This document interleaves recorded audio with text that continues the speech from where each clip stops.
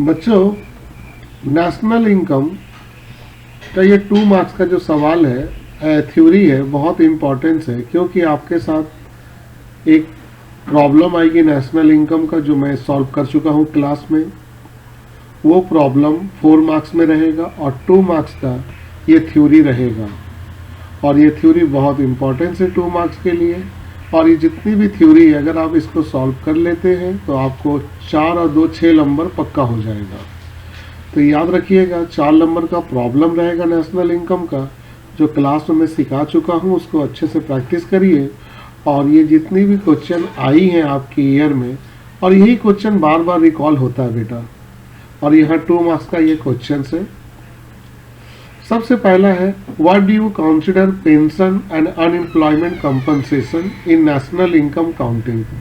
National income जब हम लोग काउंटिंग करते हैं बच्चों, तो उस वक्त पेंशन और अनएम्प्लॉयमेंट कंपनसेशन को हम लोग काउंटिंग के समय क्या करते हैं। तो आपको हम बताए थे, याद करो, ये जो पेंशन है और ये जो अनएम्प्लॉयमेंट कंपनसेशन है,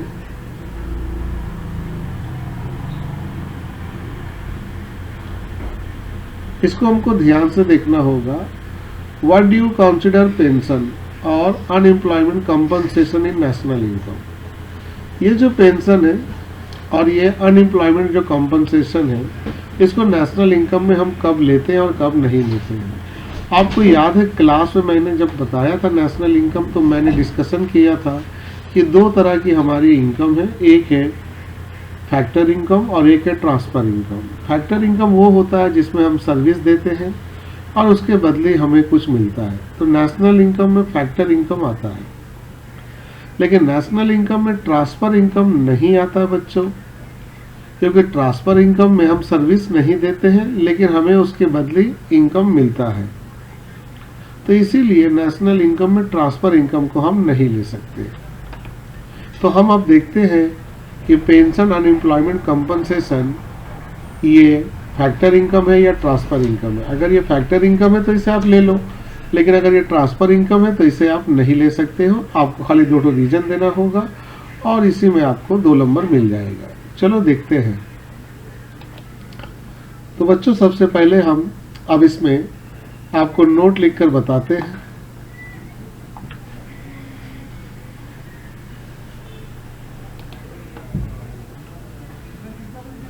सबसे पहले बच्चों हम यहां लिखेंगे sir pension. Pension is a retirement benefit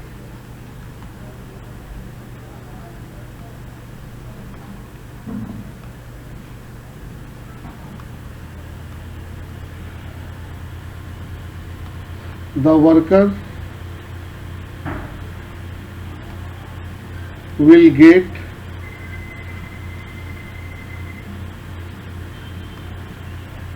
after rendering service.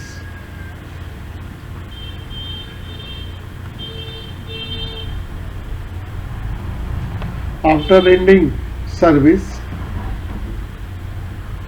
so it is a factor income. So it is a factor income.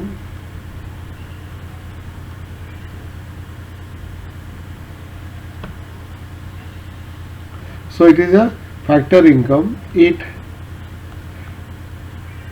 can be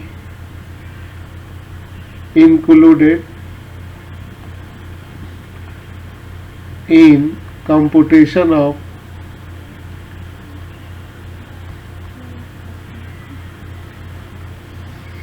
national income.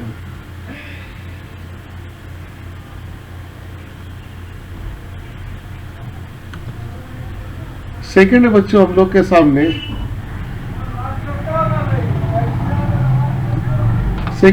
सामने क्या है, unemployment compensation.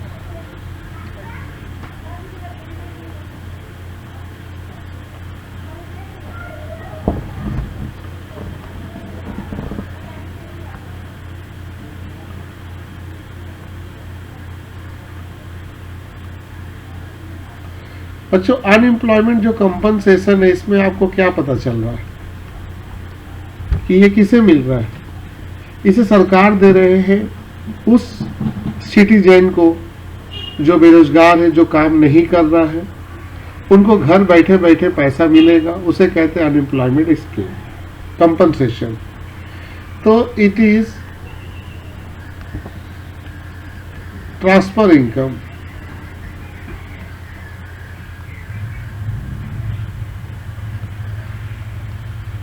It is transfer income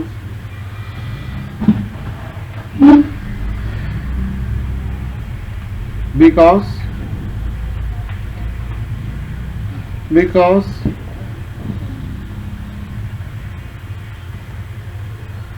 citizen will get such compensation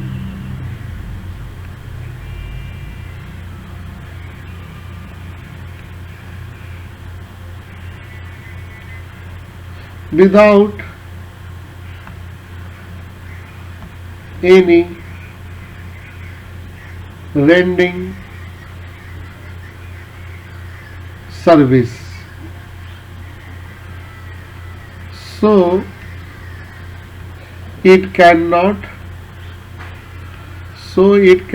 be included in computation of national income.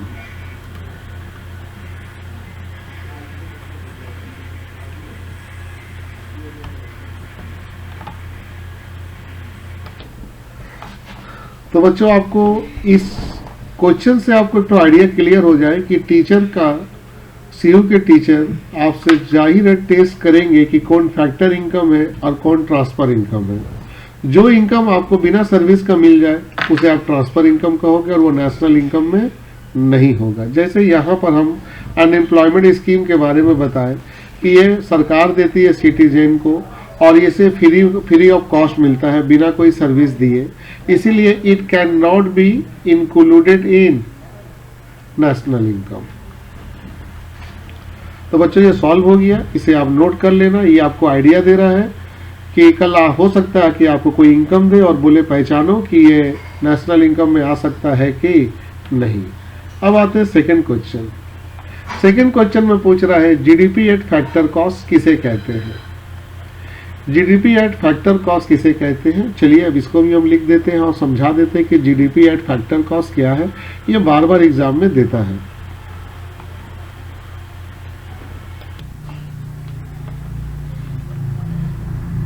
बच्चों, gross domestic product at factor cost, GDP at factor cost किसे कहते हैं, बहुत importance है, exam में बार बार 2 मार्क्स में आ रहा।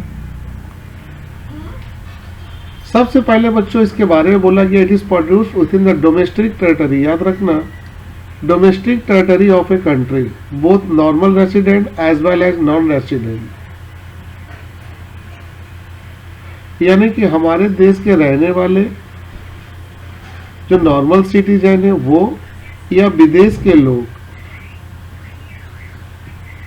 के जरिए जो भी प्रोडक्ट तैयार किया जाता है वो इसमें शामिल किया जाता है, उसको कहते हैं जीडीपी एट फैक्टर कॉस्ट। इसके अंदर डिप्रिसिएशन शामिल होती है, इसके अंदर नेट इनडायरेक्ट टैक्स नहीं होती है और नेट इनकम फ्रॉम अबॉर्ड वो भी शामिल नहीं होती है, तो उसे कहते हैं जीडीपी एट फैक्टर कॉस्ट। यानी कि यहाँ 2 लोग हैं, एक है ए और एक है बी।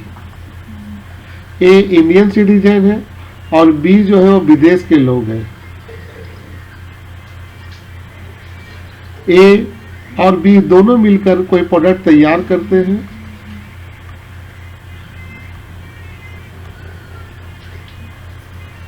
तो उसे हम कहते हैं जीडीपी एट फैक्टर कॉस्ट। उसे कहते हैं जीडीपी एट फैक्टर कॉस्ट। तो बच्चों, ये प्रोडक्ट जो तैयार कर रहे हैं, एक इंडियन सिटीजन और एक फॉरेनर, ये जो भी प्रोडक्ट तैयार करते हैं उसको जब हम लोग इंक्लूड करते हैं तो उसे कहते हैं जीडीपी एट फैक्टर कॉस्ट। जैसे यहाँ दिखाई दे रहा है, इट इज प्रोड्यूस, यानी कि डोमेस्टिक प्रोडक्ट जो है ये प्रोड्यूस किया जाता है with in the domestic territory of a country. यानी कि हमारे जो भारत है, ये हमारी मान लो इंडिया है, इसके अंदर दो लोग सामान तैयार कर रहे हैं, एक ए और एक बी। तो जब कोई भी प्रोडक्ट ए और बी तैयार करते हो, चाहे वो ए इंडिया में रहने वाला हो या ना हो, या बी इंडिया में रहता हो या ना हो, उससे कोई मतलब नहीं है। मान लो ए इंडियन सिटीजन है और बी जो है वो एनआरआई है, लेकिन वो इंडिया के अंदर आके सामान तैयार करता है, फैक्ट्री सेटअप करता है, सामान तैयार करता है, उसे कहेंगे जीडीपी एट फैक्टर कॉस्ट। उसे हम कहेंगे जीडीपी एट फैक्टर कॉस्ट। याद रखना, इसमें शामिल होता है डिप्रिसिएशन, इसमें शामिल नहीं होता नेट इनडायरेक्ट टैक्स और फैक्टर इनकम। अब इसका फार्मूला हम कैसे निकालेंगे? जीडीपी एट फैक्टर कॉस्ट, इस थ्योरी लिखने के बाद बच्चों जीडीपी एट फैक्टर कॉस्ट लिख के यहाँ देना जीडीपी और एमपी। अब बच्चों जीडीपी और पहला वाला जी दूसरा वाला जी सेम है, डीपी और डीपी सेम है, एफसी और एमपी है, तो यहाँ माइनस हो जाएगा एनआईटी, यह माइनस हो जाएगा एनआईटी नेट इनडायरेक्ट टैक्स। तो जीडीपी एट फैक्टर कॉस्ट निकाल देंगे जीडीपी एट मार्केट प्राइस से। अच्छा, कल एग्जाम में अगर आ गया जीडीपी एट मार्केट प्राइस, तो उसमें से खाली इसको हटा देना, नॉन रेसिडेंट को, याद रखना नॉन रेसिडेंट को हटा देना। तो अभी हम जीडीपी एट मार्केट प्राइस भी आपको दिखा देते हैं, लेकिन आपको ये याद हो जाना चाहिए क्योंकि ये बहुत इम्पोर्टेंस है, ये एग्जाम में आता है कि जीडीपी एट फैक्टर कॉस्ट क्या है। तो याद रखना जीडीपी एट फैक्टर कॉस्ट में जो होता है, it is produce with in the domestic territory, हमारे इंडिया के अंदर इंडियन सिटीजन या इसके अलावा बाहर के रहने वाले कोई लोग यानी कि एनआरआई, इसके द्वारा ये दोनों जो भी प्रोडक्ट तैयार करते हैं वो हमारी कहलाती है जीडीपी एट फैक्टर कॉस्ट। इसके अंदर शामिल होती है डिप्रिसिएशन, इसके अंदर शामिल नहीं होती है नेट इनडायरेक्ट टैक्स और नेट इनकम फ्रॉम अबाउट। अब इसी लगले हम आपको जीडीपी एट मार्केट प्राइस भी दिखा देते हैं, जो इसका थोड़ा सा उल्टा होता है। अब बच्चों यहां पर हम लोग देख रहे हैं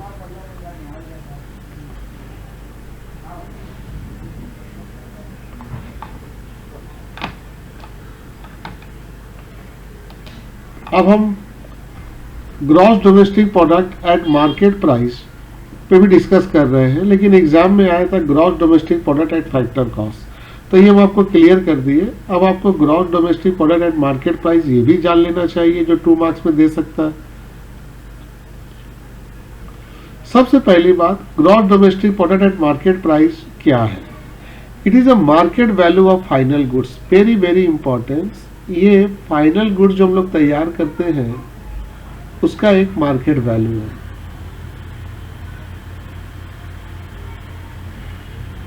यानी कि market value of goods and service produce with in the domestic territory. याद रखना, हमारे देश के अंदर वो फाइनल गुड्स जो तैयार हुई है उसके मार्केट वैल्यू को हम लोग कहते हैं gross domestic product at market price. इसमें डिप्रिसिएशन शामिल होता है, इसमें डिप्रिसिएशन शामिल होता है और इसमें टैक्स भी शामिल होता है, यानी कि इसमें डिप्रिसिएशन और टैक्स माइनस नहीं होता है, तो उसे हम लोग कहते हैं gross domestic product at market price. तो जीडीपी एट फैक्टर कॉस्ट क्या है? ये बता रहा है कि दो लोग हैं नॉर्मल रेसिडेंट, इसके अलावा है नॉन रेसिडेंट, और ये जो प्रोडक्ट है ये तैयार किया जाएगा डोमेस्टिक टेरिटरी के अंदर दो लोगों के जरिए, normal resident as well as non resident, उसे हम लोग कहेंगे जीडीपी एट फैक्टर कॉस्ट। इसके अंदर डिप्रिसिएशन शामिल होता है, लेकिन टैक्स और net factor income from about शामिल नहीं होता है। अब हम इसकी फार्मूला आपको लिख दे जीडीपी एमपी का। ये है जीडीपी और एमपी, इसको अगर निकालना है तो जीडीपी एट फैक्टर कॉस्ट से निकालना होगा। तो यहां पर एमपी से हम एफसी में जाएंगे तो प्लस हमको क्या करना पड़ेगा, एनआईटी, हमको एनआईटी इसमें जोड़ना होगा, तब जाके हमको मिलेगा जीडीपी एट एमपी। अब बच्चों ऊपर की तरफ चलते हैं, नेक्स्ट क्वेश्चन की तरफ। इस सबको नोट करके रखिएगा और बात को 2 बार 3 बार सुन के खत्म कर दीजिए इसको। What do you mean by value added? Very very importance, ये हमेशा एग्जाम में पूछता है कि वैल्यू एडेड का मतलब क्या होता है नेशनल इनकम में। तो बच्चों इस वाला क्वेश्चन को पहले आप राइट डाउन कर लेना और तब जाके उसका आंसर लिखना। What is mean by value added in context of national income? आज मैं नेशनल इनकम की पूरी बातें आपको बता देता हूं ताकि समय बच जाए बेटा, समय बहुत कम है। तो वैल्यू एडेड हम किसे कहते हैं वो हम आपको बताते हैं। सबसे पहली बात है वैल्यू एडेड। वैल्यू एडेड का मतलब होता है बेटा हमारा कोई प्रोडक्ट का कॉस्ट प्राइस है, जब इसमें हम कोई प्रॉफिट मार्जिन रखते हैं तो उसी को हम लोग बोलते हैं वैल्यू एडेड। तो चलो इसका थ्योरी में हम देखते हैं क्या बात है। बच्चों value added refer to the addition. ये सबसे इंपॉर्टेंट है कि वैल्यू एडेड का मतलब होता है कोई चीज को जोड़ना। The addition of value to a thing का मतलब बेटा जो हम सामान तैयार किए हैं जब उसमें हम कोई वैल्यू ऐड कर देते हैं, जिसे हम लोग प्रैक्टिकल बिजनेस में कहते हैं प्रॉफिट रखना। बेटा सामान का दाम 100 है और उसमें हम 20 रुपया प्रॉफिट रख दिए तो हमको कितना मिलेगा? 120। तो इसमें कितना एडिशन हुआ? 20 हुआ। इस 20 को बोलेंगे वैल्यू। तो बेटा value added refer to the addition of value. ध्यान देना, addition of value to a things मतलब यह सामान। जब किसी भी सामान के ऊपर हम कोई वैल्यू को ऐड कर देते हैं विथ अ व्यू, इस मकसद से टू जनरेट द इनकम, ताकि मेरे को कुछ इनकम हो, तो वो कहलाता है वैल्यू एडेड। इतना वर्ड लिखने से आपको 2 नंबर मिल जाएगा। लेकिन ये क्वेश्चन ऐसा कि लड़का का माथा काम नहीं करेगा, वो सोचेगा कौन सा क्वेश्चन आ गया भाई। तो आपको हम पहले से कह दिए कि आपका जो प्रोडक्ट है 100 रुपया, उसमें आप 20 रुपया ऐड कर दिए तो आपकी प्रोडक्ट 120 हो गई। इसे कहते हैं वैल्यू एडेड। लेकिन आपने ये 20 रुपया जो ऐड किया ये आपका कौन है? प्रॉफिट। तो जनरेटिंग द इनकम, किसी भी इनकम को जनरेट करने के लिए जब हम लोग किसी भी चीज में वैल्यू को एडिट कर देते हैं, वैल्यू को ऐड कर देते हैं, तो वो कहलाता है वैल्यू एडेड। तो ये इसका डिफिनेशन यहां से यहां तक का जो वर्ड है बेटा वो है value added refer to the addition of value to a things with a view to generating the income. बेटा यह वैल्यू एडेड हमें ये बता रहा है कि जब हम किसी भी एक चीज में वैल्यू को ऐड कर देते हैं जिसका मकसद होता है इनकम कमाना, वो कहलाता है वैल्यू एडेड। अब आगे चलते बच्चा, इसको नोट कर लीजिए। अब आगे चलते, नेक्स्ट क्वेश्चन क्या है। तो हमने यहाँ पर 1 नंबर सॉल्व कर दिया, 2 भी सॉल्व कर दिया, 3 भी सॉल्व कर दिया। अब चौथा है how is a personal income differ from national income. आपसे पूछ रहा है कि आपका पर्सनल इनकम नेशनल इनकम से डिफर क्यों है, यानी कि पर्सनल इनकम क्या है और नेशनल इनकम क्या है वो हमको जानना पड़ेगा, और ये दोनों के बीच के डिफरेंट क्या है। ऐसे एग्जाम में 2 मार्क्स का आया बेटा, लेकिन हम इसके 3-4 पॉइंट डिस्कस करेंगे। हो सकता है कि इसमें पूरे ही क्वेश्चन आ जाए, लेकिन ये 2 मार्क्स का है तो आप 2 पॉइंट जरूर लिखना। ये भी क्वेश्चन बार बार एग्जाम में पूछ रहा बेटा how is the personal income differ from national income. तो चलिए देखते हैं बच्चों यहाँ पर मैंने आपके लिए एग्जाम में तो पर्सनल इनकम और नेशनल इनकम के बीच का डिफरेंट आया है, लेकिन मैं यहाँ पर आपको पर्सनल इनकम और प्राइवेट इनकम के बारे में बताना चाहूँगा। हो सकता है ये भी आ जाए, क्योंकि जब हम स्टडी करते हैं मुंबई यूनिवर्सिटी का या इसके अलावा स्टडी करते हैं हम लोग दिल्ली यूनिवर्सिटी का, तो उसमें ये क्वेश्चन आ जाती है। कलकत्ता यूनिवर्सिटी में आया है पर्सनल इनकम और नेशनल इनकम। बच्चों यहाँ जो पर्सनल इनकम और नेशनल इनकम आप देख रहे हो, पहली बात है पर्सनल इनकम कौन है? जो हम लोगों को कमाते हैं। तो हम लोगों को कौन सा इनकम मिलता है? जैसे हम ट्यूशन पढ़ा रहे बच्चों, तो मुझे आप फीस दे रहे हो, तो ये मेरे लिए फैक्टर इनकम हुआ।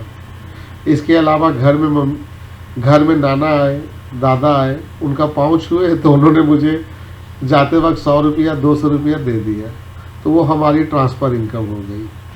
तो पर्सनल इनकम में हमारी ट्रांसफ़र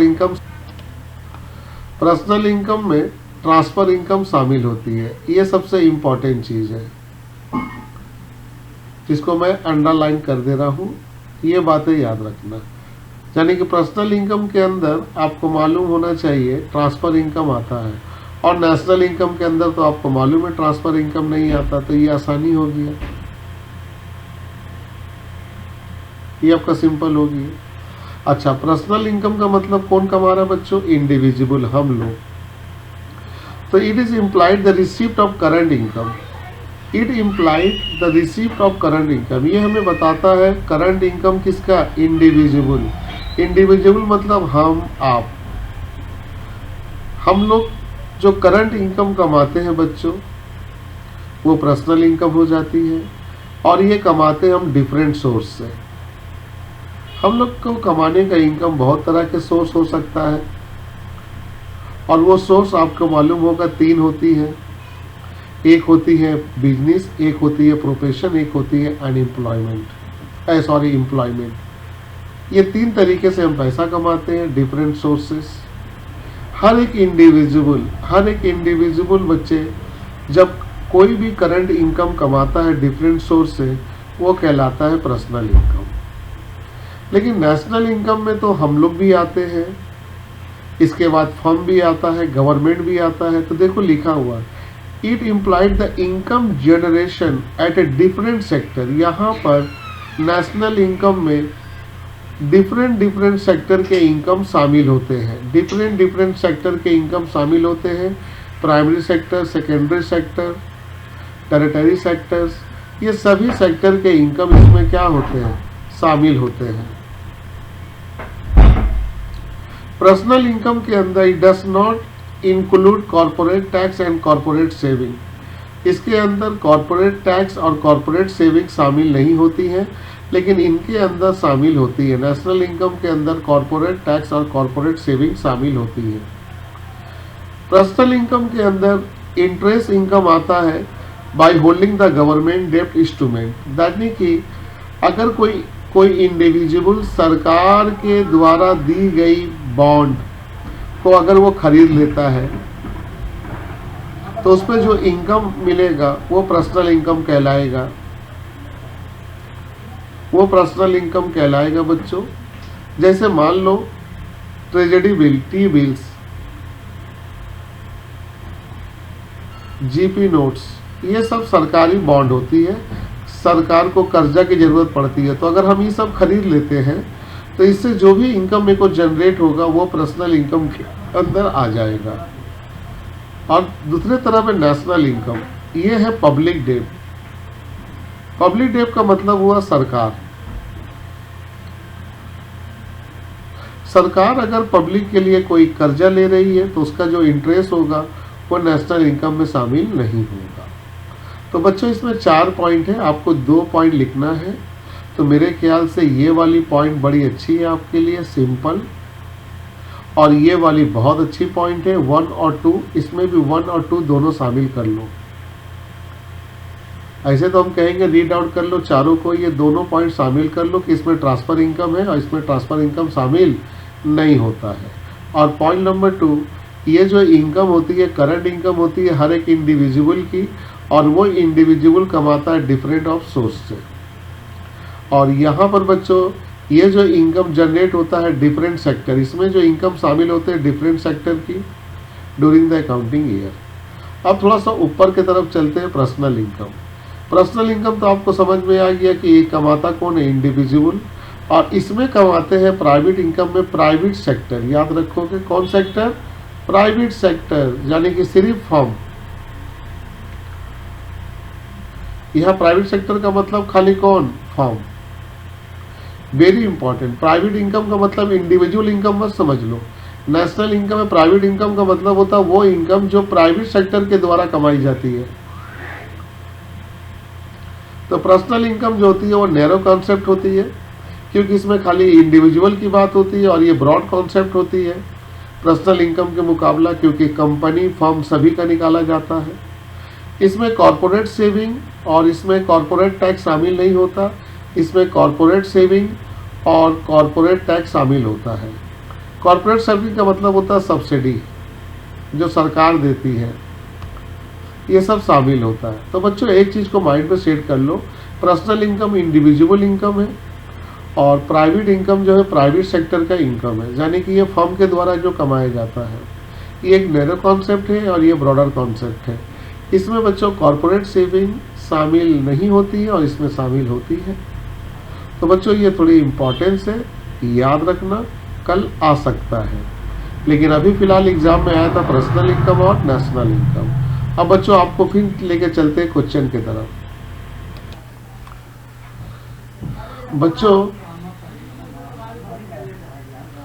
बच्चों पर्सनल इनकम हम नेशनल इनकम से कैसे निकालेंगे, तो हम यहाँ एक फार्मूला का दिखा दे रहे।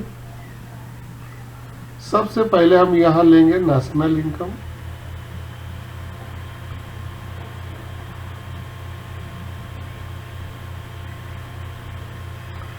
यह नेशनल इनकम लेने के बाद इसमें ऐड करेंगे फैक्टर इनकम,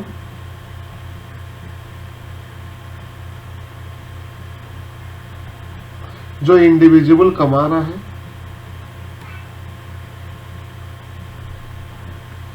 वो फैक्टर इनकम जो हमको मिलेगा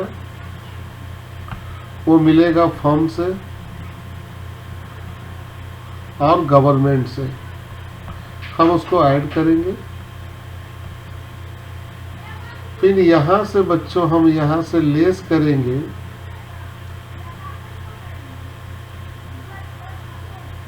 undistributed profit,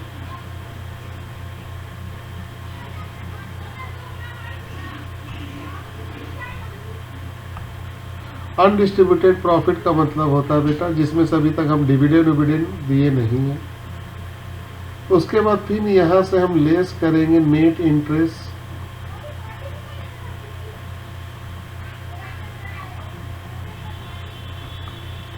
net interest payment,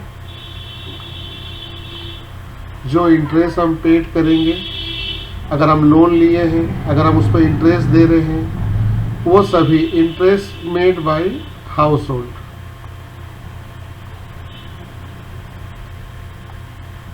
ये सब हम यहाँ से लेस करेंगे। फिर हम यहाँ से लेस करेंगे कॉर्पोरेट टैक्स, जो टैक्स हम सरकार को दिए हैं, हम यहाँ से लेस करेंगे कॉर्पोरेट टैक्स, और जो बचेगा बच्चों उसी को हम कहेंगे पर्सनल इनकम।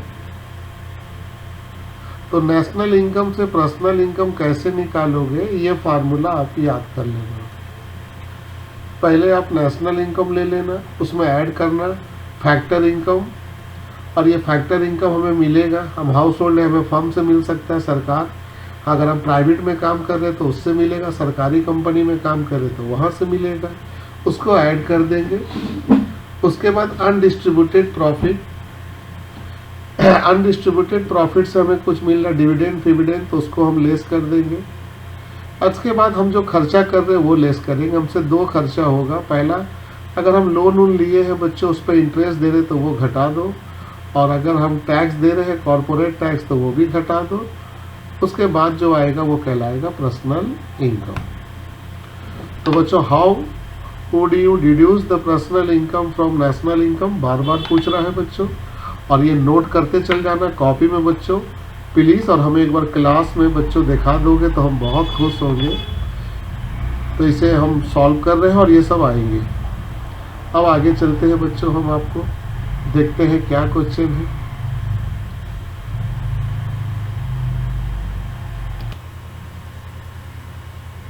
तो बच्चों हम लोग अभी तक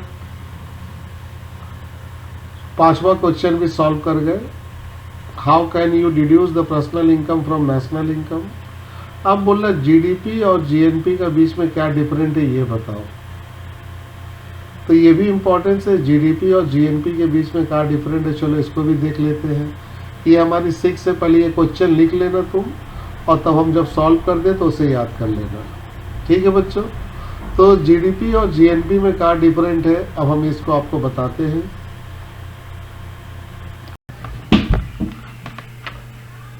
बच्चों यहाँ पे हम लोगों को ध्यान देना है कि जीडीपी और जीएनपी में क्या डिफरेंस है। ये हम लोग का पहला पॉइंट है। जीडीपी का मतलब होता है total value of goods and service produce in domestic territory. Domestic territory का मतलब हुआ बच्चों हमारे देश के अंदर जो प्रोडक्ट तैयार की जाती है उसे हम कहते हैं gross domestic product. It is the total value of goods and service produce by the normal resident. यहाँ नॉर्मल रेसिडेंट याद रखना है बच्चों, वो हो गया इंडियन सिटीजन,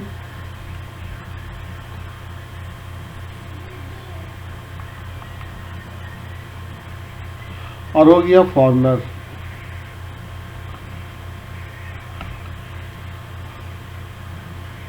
ये दोनों हम लोग के नॉर्मल रेसिडेंट है, मतलब इसमें दोनों ही आते हैं।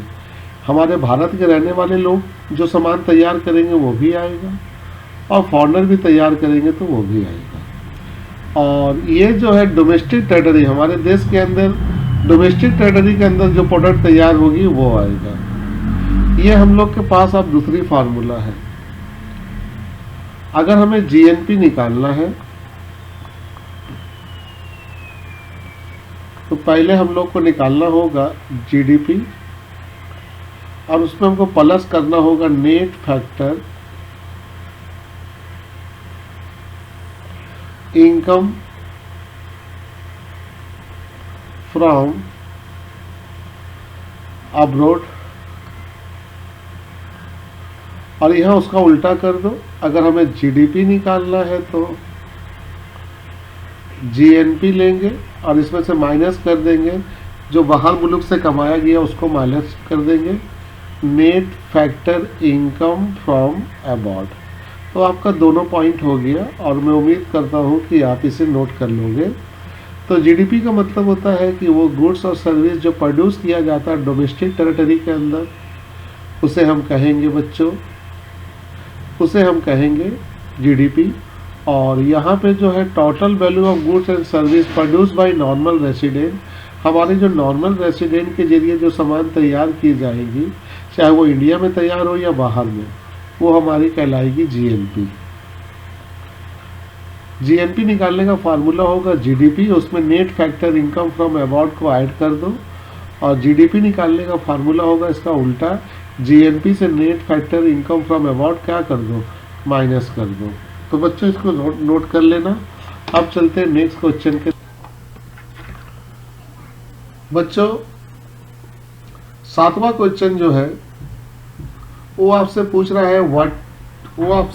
है what is the adjustment required to arrive at the figure of net national product at factor cost. आपको बोलना कि net national product at factor cost लाने के लिए आपको कौन सा एडजस्टमेंट करना पड़ेगा, जब आपके सामने दे दे net national product at market price.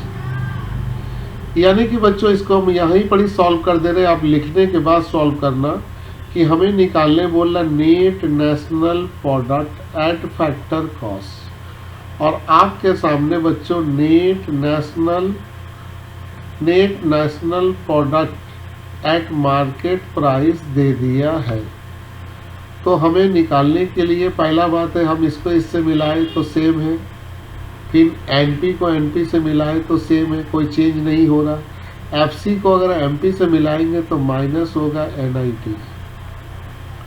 तो हमको यहाँ पड़ी माइनस करना होगा net indirect tax.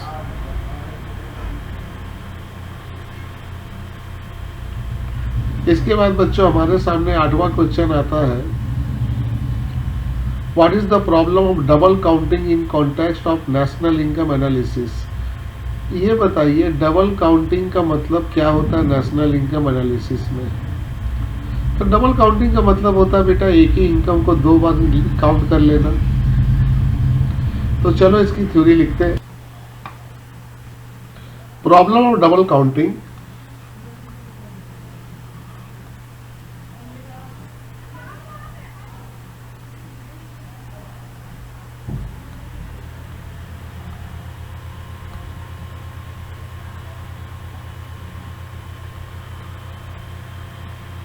refer to counting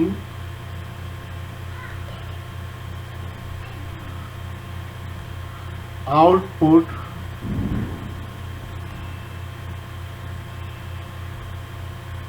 more than one times in national income.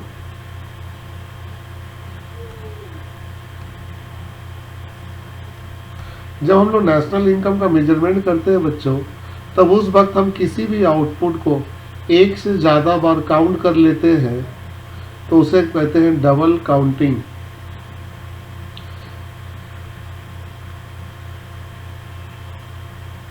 Generally we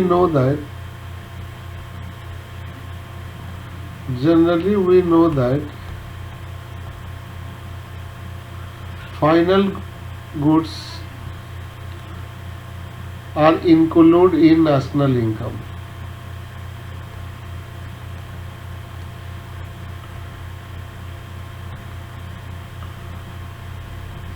जैसा कि हम जानते हैं कि फाइनल गुड्स को हम लोग नेशनल इनकम में इंक्लूड करते हैं, but double counting problems occur when intermediary goods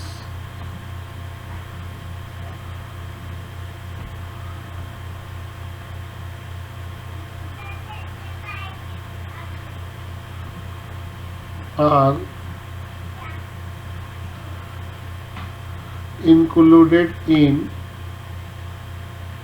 national income। अगर हम इंटरमीडिएट गुड्स को नेशनल इनकम में ले लेते हैं तब डबल काउंटिंग की प्रॉब्लम होती है। क्यों? क्योंकि बच्चों जो फाइनल गुड्स होता है वो तो इंटरमीडिएट उसमें ऑलरेडी शामिल होती है। जो कच्चे माल होती है इसमें प्लस हम लोग क्या करते हैं, यूटिलिटी देते हैं। जब यूटिलिटी जोड़ देते हैं तो फाइनल गुड्स हो जाता है। तो ये हमें नहीं लेना है अलग से। अगर इंटरमीडिएट गुड्स हम अलग से ले लिए और फाइनल गुड्स भी ले ले तो intermediate goods already final goods के अंदर शामिल है। इसीलिए बच्चों वहां डबल काउंटिंग की प्रॉब्लम हो जाती है।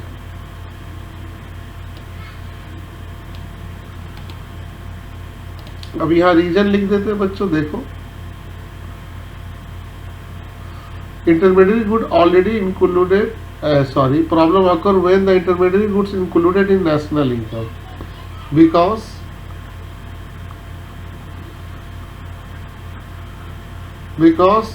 intermediary goods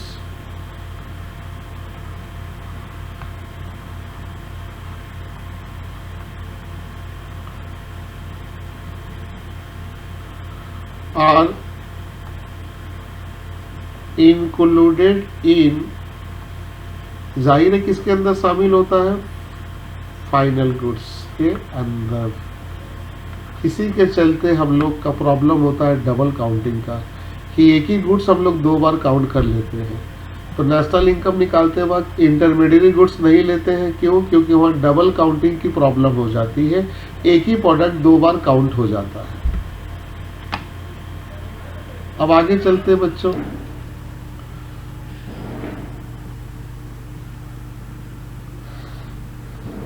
जीडीपी डिप्लेटर,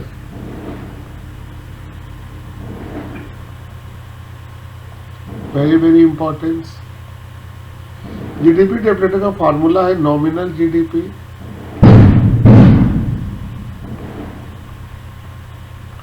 इंटू 100 और बटा में रियल जीडीपी।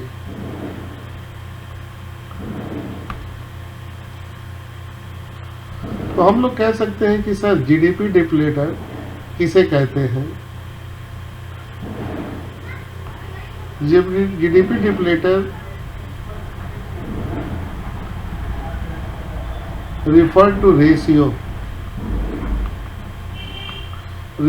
रेशियो बिटवीन, ये रेशियो होता है, ratio between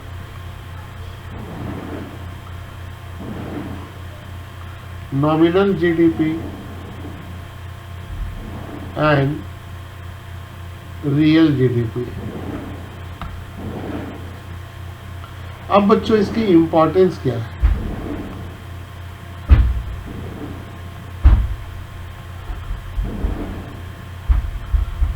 importance of GDP डिप्लेटर।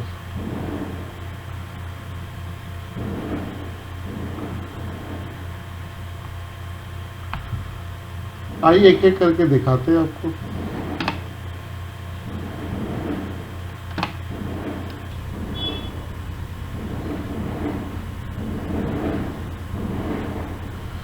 GDP deflator is called implicit price indicator. Implicit price indicator. It is used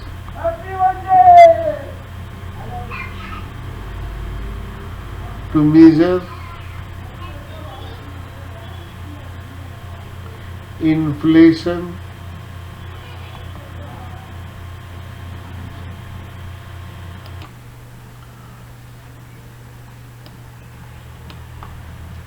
second importance है बेटा, it is used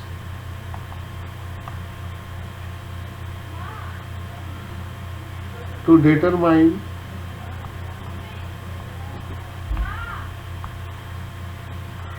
price level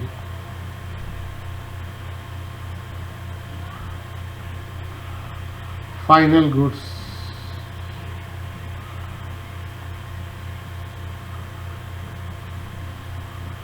and service।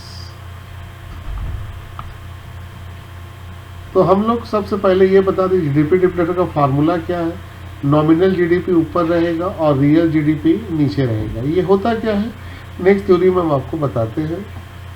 GDP डिप्लेटर किसे कहते हैं? ये ratio होता है दो के बीच का, एक नॉमिनल जीडीपी और एक रियल जीडीपी के बीच का रेशियो होता है। इसकी इंपॉर्टेंस क्या बेटा? ये है इम्प्लिसिट प्राइस इंडिकेटर है। ये इन्फ्लेशन को बारे में बताता है। It is used to measure the inflation of a country.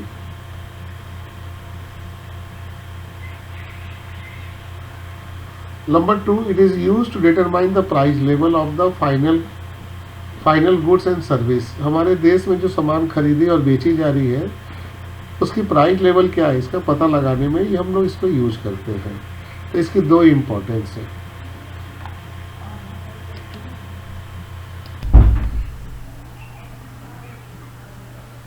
अब हम लोग के सामने है जीडीपी डिप्लेटर तो बता दिए आपको। अब हम लोग सामने में आते हैं 10 नंबर क्वेश्चन, नॉमिनल जीडीपी और रियल जीडीपी में क्या डिफरेंट है। बहुत इंपॉर्टेंट क्वेश्चन है बेटा, ये एग्जाम में आ सकता है। तो पहली बात है नॉमिनल जीडीपी और रियल जीडीपी के रेशियो को कहते हैं जीडीपी डिप्लेटर। इसकी फार्मूला आपको याद है, नॉमिनल जीडीपी ऊपर होगा इंटू 100 बटा में रियल जीडीपी। आइए अब हम आपको लेके चलते हैं आंसर। बच्चे लोग नॉमिनल जीडीपी और आपका रियल जीडीपी के बीच का डिफरेंस बहुत इंपॉर्टेंट से बच्चों आ सकता है। हम तो कहेंगे इसका चारों पॉइंट आप ज़्यादा जरूर याद रखें। पहला बात है नॉमिनल जीडीपी। नॉमिनल जीडीपी और रियल जीडीपी के बीच के डिफरेंट ये है कि नॉमिनल जीडीपी जो निकाला जाता है वो करंट प्राइस में, जो प्राइस चल रहा है वो,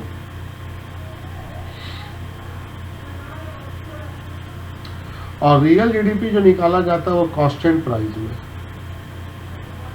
जिसको कहते हैं बेस प्राइस।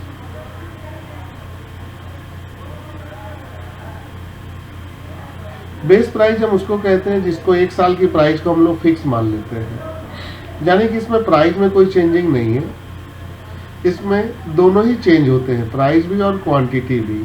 मतलब करंट फिगर लेना है, मतलब ये भी निकलती है प्राइस इनटू क्वांटिटी और ये भी निकलती है प्राइस इनटू क्वांटिटी। लेकिन इसमें जो प्राइस होगा वो होगा बेस और इसमें दोनों होगा नया। इसीलिए इसमें जीडीपी का जो कैलकुलेशन होता है करंट प्राइस में, और जब करंट प्राइस में कैलकुलेट होता है तो उसे कहते हैं नॉमिनल जीडीपी। और रियल जीडीपी उसको कहते हैं जहां पे जीडीपी कैलकुलेट होता है कांस्टेंट प्राइस में, जिसको कहते हैं बेस प्राइस। दूसरा नंबर है अफेक्टेड।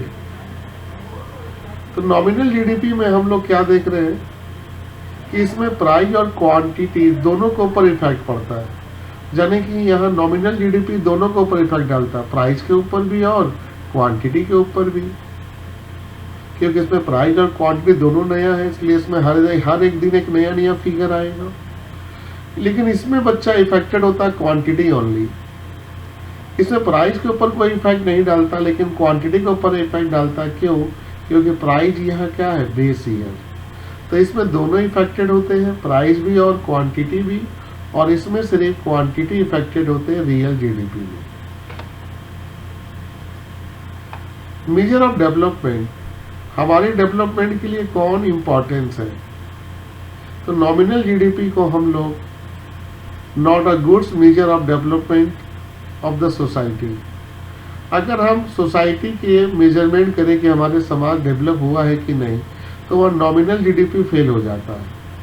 नॉमिनल जीडीपी सही से हमारी देश की डेवलपमेंट को रिप्रेजेंट नहीं कर पाता है बच्चों, जबकि सबसे अच्छा जो होता है सोसाइटी के लिए वो होता है real GDP. It is a better measurement of the development of the society. इस सोसाइटी के डेवलपमेंट के लिए रियल जीडीपी अच्छा है। तो आज के बाद हम लोग जब कभी भी सुनते हैं न्यूज़, वहाँ जो पता चलता है कि जीडीपी बढ़ रहा है, वो रियल जीडीपी के बारे में बताता है, नॉमिनल जीडीपी के बारे में नहीं। क्योंकि रियल जीडीपी के जरिए हम लोग सिर्फ ये पता लगाते हैं कि प्रोडक्शन बढ़ रहा है या घट रहा। क्योंकि प्रोडक्शन एक ऐसा इंडिकेटर है बच्चों जिसके जरिए हम लोग ये पता लगा लेते हैं कि एम्प्लॉयमेंट की कंडीशन क्या है, लोगों का लिविंग स्टैंडर्ड क्या है। प्रोडक्शन ज़्यादा है तो लोगों को नौकरी मिल रहा है, लोगों को नौकरी मिल रहा है तो वहाँ सोसाइटी डेवलप हो रहा है। इसलिए रियल जीडीपी जो होता है बच्चों, वो बेटर मेजरमेंट होता है डेवलपमेंट ऑफ द सोसाइटी, क्योंकि इसमें क्वांटिटी का मेजरमेंट ज़्यादा होता है, क्योंकि इसमें प्राइस कांस्टेंट है। इसमें प्राइस जो होती है वो कांस्टेंट होती है, खाली इसमें नया नया क्वांटिटी लिया जाता है कि प्रोडक्शन कितना हो रहा है। इसमें प्राइस के बारे में कोई बात नहीं होती है, और ये प्राइस और क्वांटिटी दोनों ही इफेक्टेड है। तो आपके लिए बेटर डेवलपमेंट कौन होगा मेजरमेंट? तो नॉमिनल जीडीपी जो होती है वो सोसाइटी की डेवलपमेंट का मेजरमेंट करने में फेल हो जाती है, और जबकि बेटर मेजरमेंट जो होती है सोसाइटी के लिए वो रियल जीडीपी है। वैल्यू, नॉमिनल जीडीपी की वैल्यू हमेशा ज़्यादा होगी क्योंकि ये करंट डाटा के ऊपर बेस्ड है, और इनकी जो वैल्यू होगी जनरली लोअर होगी। इन्फ्लेशन की बात बोले तो nominal GDP without the affected of inflation, इसमें इन्फ्लेशन को इग्नोर कर दिया जाता है, लेकिन इसमें इन्फ्लेशन को एडजस्ट किया जाता है। तो बच्चों ये चारों पॉइंट है, आप एक बार ध्यान से सुन लीजिए और माथा में रखिए। नॉमिनल जीडीपी करंट प्राइस के ऊपर निकाला जाता है और ये कांस्टेंट प्राइस के ऊपर। इसमें दोनों इफेक्ट पड़ता है, क्वांटिटी के ऊपर भी और प्राइस के ऊपर भी, और इसमें खाली क्वांटिटी इफेक्टेड होता है। ये सोसाइटी के डेवलपमेंट मेजर के लिए अच्छा इंडिकेटर नहीं है, और ये सोसाइटी डेवलपमेंट मेजर के लिए अच्छा इंडिकेटर है। इसकी वैल्यू हाई होती है, इसकी लो होती है। इसमें इन्फ्लेशन को एडजस्ट नहीं किया जाता, इसको इन्फ्लेशन में एडजस्ट किया जाता है।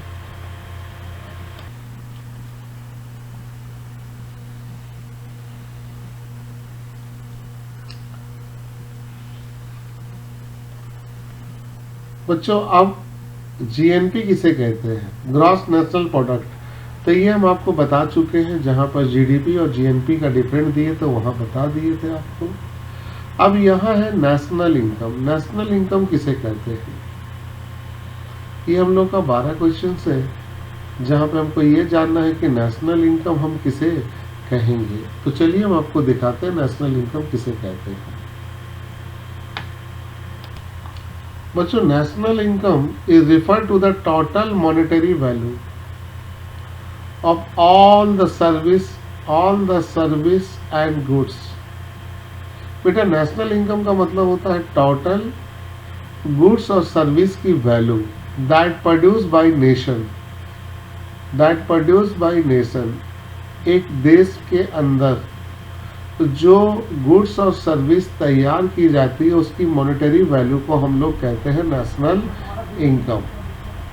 दूसरे शब्दों में कहा गया it is the sum of all the factor income that generated during the production year. यानी कि इसमें बोल रहा है कि जितने भी फैक्टर इनकम है सबको जब जोड़ देते हैं तो वहाँ हमें क्या मिलता है, नेशनल इनकम। तो दो डिफिनेशन है, एक प्रोडक्ट मेथड का और एक इनकम मेथड का, इसको आप जान के रखो। ये सबसे इम्पॉर्टेंट डिफिनेशन है बेटा, अधिकतर बुक में यही मिलता है कि नेशनल इनकम जो है ये refer to the total monetary value, total monetary value of all the service and goods of produced by a nation, produced by a nation। यह नेशन का मतलब हो गया sector, primary sector, secondary sector, territory sector. ये तीनों sector मिलकर जो goods और सर्विस प्रोड्यूस करते हैं उसकी मॉनेटरी वैल्यू को हम लोग नेशनल इनकम कहते हैं। दूसरे शब्दों में कह सकते हैं कि जितने भी ऑल फैक्टर इनकम है उसको जब हम लोग जोड़ देते हैं तो हमें मिलता है नेशनल इनकम। बच्चों इसको लिख लीजिए और ये आने की चांस हो सकती है क्योंकि चैप्टर का नाम ही है नेशनल इनकम, तो आप कह सकते हो। तो हमारे मुताबिक सबसे इम्पोर्टेंट है टोटल मॉनेटरी वैल्यू, और वो मॉनेटरी वैल्यू है गुड्स और सर्विस की जिसे प्रोड्यूस बाय अ नेशन, हमारे एक देश जो तैयार करता है उसकी मॉनेटरी वैल्यू जो होती है गुड्स और सर्विस की, उसे कहते हैं नेशनल इनकम। अब हम आगे चलते हैं, देखते हैं क्या है।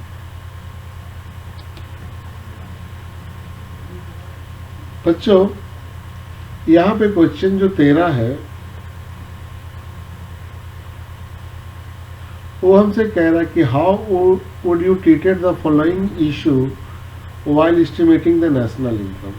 rent free house to the employee by employer, company उसको फ्री में रहने के लिए घर दे रहा, तो क्या वो नेशनल इनकम में आ सकता है, ये क्वेश्चन पूछ रहा। Number 2, interest paid on loan taken for the purchase a personal car. अब ये दो के ऊपर आपको कमेंट देना है कि ये नेशनल इनकम के अंदर आ सकते हैं कि नहीं आ सकते हैं। तो पहला नंबर तो आ जाएगा क्योंकि आपको मालूम है कंपनी के तरफ से मजदूर को अगर कोई भी बेनिफिट दिया जा रहा, चाहे वो फ्री में दे या कॉस्ट में दे, वो एम्प्लॉय के लिए सैलरी का हिस्सा है। क्योंकि आप सैलरी पढ़े थे, सैलरी में 3 तरह की पार्ट थी, एक बेसिक सैलरी, एक अलावेंस और एक परक्यूजिट, और ये सब कंपनी फ्री में ही देती है। क्यों देती है? क्योंकि आपने कंपनी के लिए काम किया है, आपने सर्विस दिया है, उसके बदले कंपनी उसको पे कर रही है, आपको अलग से सुविधा दे रही है। तो बच्चों वो तो ऑटोमेटिक आ जाएंगी। अब इंटरेस्ट पेड ऑन लोन, अगर हम लोन के ऊपर इंटरेस्ट पेड कर रहे कार को खरीदने के लिए, और ये कार हम खरीद रहे पर्सनल यूज के लिए, तो ये आपका पर्सनल एक्टिविटीज हो गया, इसमें कोई इन्वेस्टमेंट तो हो नहीं रहा है। तो पर्सनल के ऊपर कोई भी खर्चा अगर आप कर रहे हो और वो खर्चा अगर पर्सनल कंजम्पशन के ऊपर है तो वो नेशनल इनकम में नहीं आ सकता है। तो आइए देखते हैं इसकी आंसर।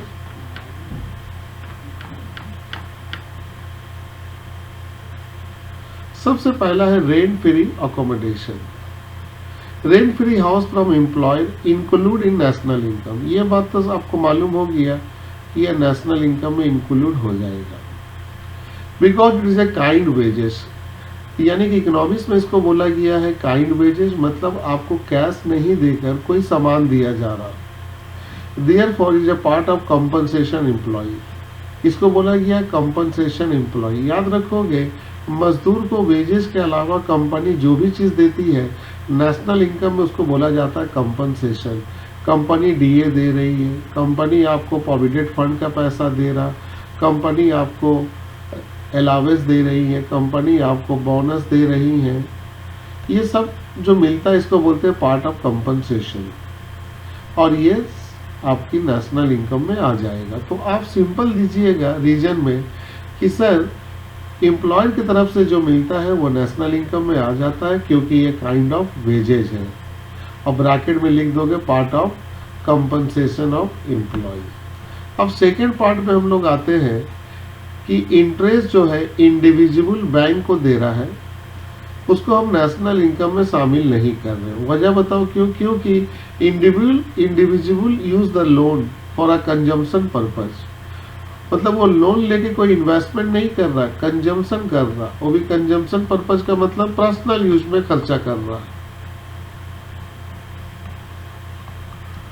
तो इसीलिए नॉट फॉर इन्वेस्टमेंट, उसका पैसा का लोन लेके इन्वेस्टमेंट नहीं कर रहा, इसीलिए वो प्रोडक्टिव नेचर का नहीं है, नेशनल इनकम में नहीं आ सकता। अब इसको याद रखो, हम लोन लिए, लोन लेके हम क्या किए, हाउस बनाए, और हाउस बनाकर हम लेट आउट कर दिए, तब यहाँ जो इंटरेस्ट और लोन है आ जाएगा, क्योंकि ये प्रोडक्टिव नेचर का हो गया, इन्वेस्टमेंट हो गया।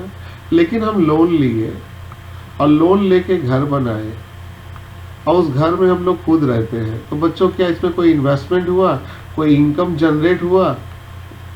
अगर आप लोन लेकर इनकम जनरेट करोगे तब आएगा, तब उसको बोलते हैं प्रोडक्टिव। तो ये सब नहीं आएगा और ये आ जाएगा। अब ऊपर की तरफ चलो, देखते हैं क्या है बच्चों।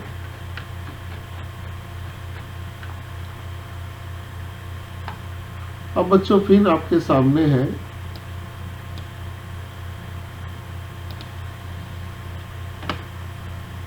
अब बच्चों हम लोग के सामने जो है वो है 14 नंबर, और 14 नंबर में कह रहा हूं what is the adjustment required to arrive the NNP. NNP आपको निकालना है, फैक्टर कॉस्ट, अगर आपके सामने जीएनपी दे दे तो सबसे पहले बच्चों हम लोग यहाँ एनएनपी एफसी लिख लेते हैं और यहाँ दे देते हैं जीएनपी एंड एमपी। अब बच्चों यहाँ से एन को अगर हम जी से मिलाएं तो यह माइनर डिप्रिसिएशन हो जाएगा। एनपी ठीक है, अगर एफसी से एमपी मिलाए तो यहाँ माइनस हो जाएगा एनआईटी। तो ये आपको यहाँ पर फार्मूला पूछ रहा है बच्चों कि एनएनपी निकालिए अगर आपके पास जीएनपी है तो। 15 नंबर वैल्यू एडेड का मतलब आपको समझ में आ ही है कि किसी भी प्रोडक्ट की वैल्यू में जब हम कोई एडिशन कर देते हैं और उसका मकसद होता है हमको इनकम कमाना, तो वो आपको क्या कहलाता है बच्चों, वैल्यू एडेड। 16 नंबर आपको बता चुके हैं पर्सनल इनकम नेशनल इनकम का different. What is transfer payment क्या है, जो आपको ट्रांसफर पेमेंट वो पेमेंट होता है जो हम करते हैं लेकिन उसके बदले सर्विस नहीं लेते, और ये हम बता चुके हैं। How do you consider issue of pension, pension के बारे में बताओ तो पेंशन कैसे होता है, नेशनल इनकम का हिस्सा होगा क्योंकि कंपनी दे रहा मजदूर को, इसको कहते हैं हम लोग कंपनसेशन ऑफ एम्प्लॉय। और अनएम्प्लॉयमेंट बेनिफिट का मतलब है कि सरकार दे रहा है तो आप सरकार को काम नहीं दे रहे हो, तो ये क्योंकि सरकार आपको फ्री में दे रहा है तो ये आपका हो जाएगा ट्रांसफर इनकम, तो ये नेशनल इनकम में नहीं आएगा। जीडीपी एट करंट प्राइस और constant price, GDP at current price को बोलते हैं रियल जीडीपी और जीडीपी एट कांस्टेंट प्राइस को बोलते हैं हम लोग नॉमिनल जीडीपी। तो देखो घुमा के पूछ रहा है, यहाँ हो जा रहा नॉमिनल जीडीपी है, तो क्वेश्चन हमसे घुमा के पूछ रहा था, ये नॉमिनल जीडीपी है और ये रियल जीडीपी के बीच में